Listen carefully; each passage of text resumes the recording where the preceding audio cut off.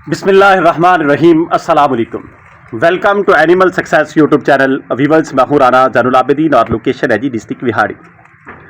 आज हम एक सवेयर इशू जो गॉड्स के अंदर आता है, बकरियों में आता है, और हमें जो है इसके मुतल्लक ज़्यादा इंफॉर्मेशन भी नहीं है।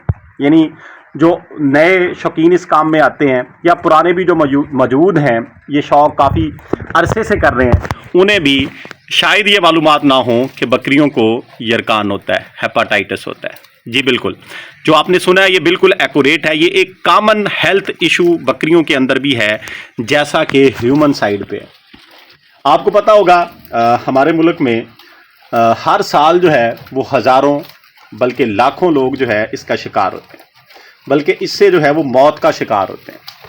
तो बकरियों के अंदर भी ये इशू आता है। हम अक्सर ये कहते हैं कि बकरियां जो हैं वो कमज़ोर होकर मर जाती हैं, तो उनमें एक्चुअली इशू ये होता है कि इनको हेपाटाइटिस होता है, यरकान होता है, और हमें इसके बारे में आगाही नहीं है और ना ही हम इनका ट्रीटमेंट करते। तो आज की ये वीडियो इस हवाले से बड़ी इंपॉर्टेंट है। मेरा ख्याल है कि इसके मुतल्लिक जो है पहले बहुत कम बात हुई होगी कि बकरियों के अंदर भी ये जो हेल्थ का इशू है जो इंसानों में होता है, जिसे हम आम ज़ुबान में यरकान कहते हैं, काला यरकान, पीला यरकान, और मेडिकल साइंस के अंदर हेपाटाइटिस का नाम देते हैं, ये बकरियों के अंदर पाए जाने वाला एक आम मर्ज है। अब ये होता क्यों है? इसकी मुख्तलिफ वजूहात हैं। वायरल इन्फेक्शन से भी होता है, ये बैक्टीरियल इन्फेक्शन से भी होता है, और ये डेफिशिएंसी ऑफ न्यूट्रिएंट से भी होता है। यानी वायरस, जो वायरल बीमारियां हैं जो एक जानवर से दूसरे जानवर को लगती हैं, जो मौसमियाती बीमारियां आती हैं जिसमें ज़ुकाम होता है, बुखार होता है, और जानवर जो हैं वो फीवर का शिकार होते हैं, उनको इन्फ्लुएंजा हो जाता है, उससे जो है ये इनका जिगर इफ़ेक्टेड होता है। याद रखिएगा, लिवर जो है, जिगर जो है, ये बॉडी का, जिस्म का एक अहम आर्गन है।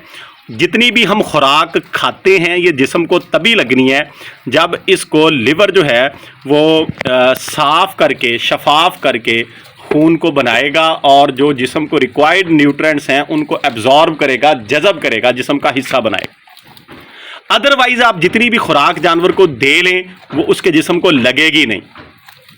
आपने अक्सर देखा होगा, सुना भी होगा, कहते हैं कि मेरे जानवरों की खुराक ठीक है, खाते पीते भी हैं, मैं इनको फीड भी अच्छी डालता हूं, लेकिन जानवर दिन ब दिन कमज़ोर हो रहे हैं। क्या कभी हमने ये गौर किया है क्या हमारे जानवर का जिगर सही काम कर रहा है? इसको हेपाटाइटिस तो नहीं है? क्या इसका जिगर आउट ऑफ ऑर्डर तो नहीं हो रहा? तो इस साइड पर हमें ये सोचना होगा। हमें मेडिकल ट्रीटमेंट जानवरों को देना होगा, फिर जाकर जो है ये हमें हमारे साथ सरवाइव करेंगे और आउटपुट देंगे। बैक्टीरियल इन्फेक्शन में भी ये होता है कि पीपीआर एक बड़ी वजह है। आपने ये बीमारी सुनी होगी, इसकी वैक्सीन भी हम लोग करते हैं। तो पीपीआर जब आती है जानवर को तो वो डायरेक्टली उसके लिवर के ऊपर असरात छोड़ती है, जिससे लिवर जो है वो काम करना कम कर देता है, बाज़ दफ़ा काम करना छोड़ देता है। तो इससे भी जानवर जो हैं एक्सपायर हो जाते हैं, मर जाते हैं।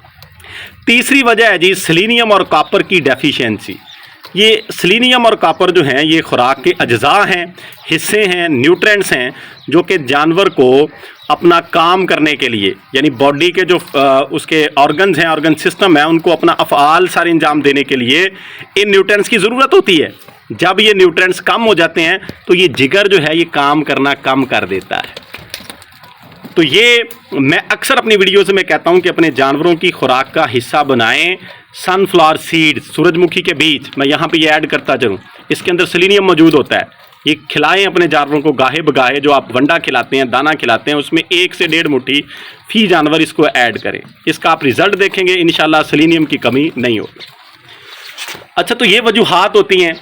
अब ये जो बेसिक रीजंस हैं, ये कौन से असरात जानवर पे छोड़ती हैं जिससे हम ये सॉर्ट आउट कर सकते हैं कि जानवर को हेपाटाइटिस है, बकरी को यरकान।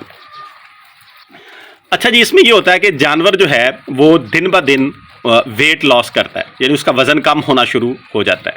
तो ये ख़तरे की घंटी है। अगर आपका जानवर फीड वही है आपकी जो आप पहले इस्तेमाल करवा रहे हैं, कोई आपने लापरवाही नहीं की है खुराक के हवाले से, इसके बावजूद अगर आपका जानवर कमज़ोर हो रहा है तो ये अलार्मिंग सिचुएशन है कि आपकी बकरी हो सकता है हेपाटाइटिस का शिकार हो चुकी हो।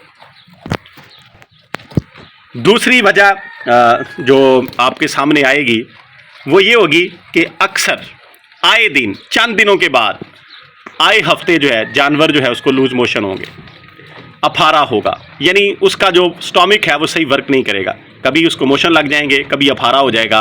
तो नतीजतन वो जानवर जो है वो दिन ब दिन कमज़ोर होता जाएगा, क्योंकि मैदा सही काम नहीं कर रहा, लिवर जो है वो जो खुराक जुज़्वे बदन बनती है उसको साफ़ नहीं कर पा रहा, न्यूट्रंस को जिस्म का हिस्सा नहीं बना पा रहा, नतीजतन जानवर जो है वो कमज़ोर होता जा रहा है।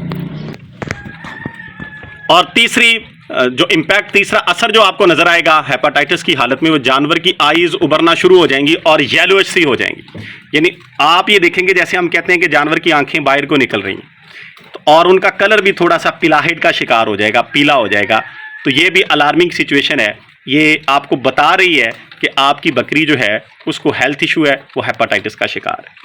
सबसे बेहतरीन हल तो यह है कि आप ऐसी कंडीशन में ब्लड टेस्ट करवाएं, वेटरनरी स्टोर पे लेके जाएं। हर डिस्ट्रिक्ट के अंदर गवर्नमेंट की अच्छी लैब्स मौजूद हैं, वहाँ पे अपने जानवरों का चेकअप करवाएं। अगर तो इस तरह की सिचुएशन है तो फौरी तौर पे ट्रीटमेंट करें, जिस तरह से हम इंसानों के ट्रीटमेंट करते हैं। अगर तो वायरल डिसीज़ हैं तो वायरल ट्रीटमेंट किया जाए, बैक्टीरियल है एंटीबायोटिक का इस्तेमाल करें, और साथ में हेपागार्ड सिरप और हेपागार्ड इंजेक्शन। ये मैंने वीडियो पहले भी इसके ऊपर एक कैप्चर किया है कि लिवर के हवाले से जो बकरियां एक्सपायर हो रही हैं। अब मैं उसको ज़्यादा सिंपल वे में बता रहा हूं कि बेसिकली यरकान होता है, बकरी को हेपाटाइटिस होता है, उससे लिवर की इन्फेक्शन होती है और वो आहिस्ता आहिस्ता कन्वर्ट हो जाती है कैंसर में, जैसे ह्यूमन साइड पे ये होता है। अब कैंसर क्या है जी? जब जिस्म के अज़ा काम करना छोड़ दें, बिल्कुल लिवर ज़ीरो हो जाएगा, तो इम्यूनिटी रहेगी नहीं और नतीजतन जानवर एक्सपायर हो जाएगा।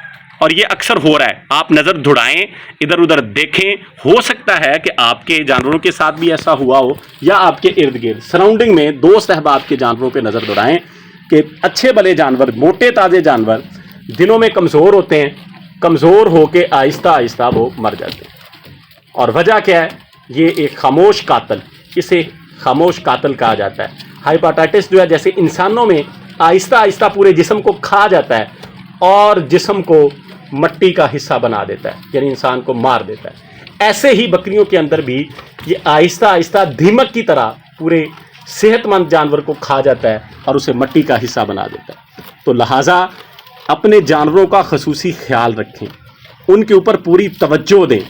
अगर कोई बीमारी आती है तो उसका फौरी तौर पे इलाज करें। ऐसा ना हो कि आप देर कर दें और आपकी जो बकरी है वो हेपाटाइटिस की वजह से मर जाए, तो बाद में पछताने का कोई फ़ायदा नहीं है। फौरी तौर पे ये जो सूरत हाल आपको बताई है, अगर इस तरह की सिचुएशन हो तो ट्रीटमेंट शुरू करें। गाहे बगाहे जो डॉक्टर हजरात हैं, वैसे तो गॉड फार्मिंग के अंदर जो एक्सपीरियंस है डॉक्टरों का बहुत कम है, क्योंकि पहले जो है ये कभी भी ऐसा नहीं होता था कि बकरियों के फार्म बने और वहाँ पे डॉक्टर आके विज़िट करें, या लोग जो है थोड़ी सी बात पे डॉक्टर के साथ मशवरा करें। लेकिन अब ऐसा हो रहा है। लेकिन चूंकि अभी एक्सपीरियंस इतना नहीं है, डॉक्टर हजरात, मैं माजरत से एक साथ कहूँगा कि वही ट्रीटमेंट बकरियों पे अप्लाई कर रहे हैं जो बड़े जानवरों पे करते हैं। हालांकि इसका बॉडी स्ट्रक्चर टोटली मुख्तलिफ है, इसके बॉडी के ऑर्गन्स की जो कैपेसिटी है, जो वर्क करने की सलाहियत है, वो भी बड़े जानवरों से मुख्तलिफ है। इसलिए हमें दुश्वारी का सामना करना पड़ता है। तो लिहाजा आप खुद थोड़ा बहुत बकरियों को समझें, अपने जो डॉक्टर हजरात हैं उनके साथ मशवरा करें और गाहे बगाहे हर महीने एक मरतबा ज़रूर बकरियों का चेकअप करवाएं, ताकि आपको अगर इस तरह की सूरत हाल का सामना हो रहा है अपने फार्म के ऊपर जानवरों के साथ, तो आपको पता चल जाए और फौरी तौर पे जो है हम उसको संभाल सकें, हैंडल कर लें सिचुएशन को। मैंने ये बात इसलिए की है, ये मैं बड़े प्रूफ के साथ बात कर रहा हूँ कि बहुत से फार्म जो हैं तबाह हुए हैं इस वजह से। अब मैं आपके साथ एक स्टोरी शेयर करता हूँ। मेरे एरिए के अंदर एक बंदे ने कुर्बानी के बकरे रखे जी, 30 से 32 बकरे उस भाई ने लिए। सेहतमंद बकरे थे, उनको 1 से 1.5 महीना चारा जो भी वो डालता था, खुश्क चारा इस्तेमाल करता था, भूसा जात, और साथ में वंडा उसने बनाया हुआ। 1 से 1.5 महीने के बाद वो जानवर जो हैं उनमें मोस्टली जानवरों को लूज मोशन हुए, कुछ को बुखार हुआ, कुछ को ज़ुकाम हुआ। आहिस्ता आहिस्ता वो जानवर कमज़ोर होना शुरू हो गया। बात को समझिएगा, पहले वो सेहतमंद थे, आहिस्ता आहिस्ता कमज़ोर होना शुरू हुए और उनमें से 60% जानवर, 20 के करीब वो बकरे एक्सपायर हो गए 1 महीने के अंदर। और उसकी रीज़न भी यही थी, इसलिए मैंने इसके ऊपर वीडियो बनाना ज़रूरी समझी कि हम जो है अमूमी तौर पे बुखार का इलाज करते रहते हैं, ज़ुकाम का करते रहते हैं और देर कर देते हैं, लिवर की तरफ हम तवज्जो ही नहीं करते। तो बकरियों के अंदर भी ये इन्फेक्शन होती है।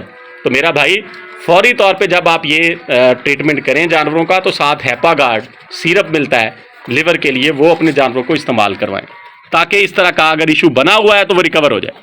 उम्मीद है जी वीडियो आपके लिए फ़ायदेमंद साबित होगी। दुआओं में याद रखिएगा। फ़ी अमानिल्लाह, अल्लाह हाफ़िज़।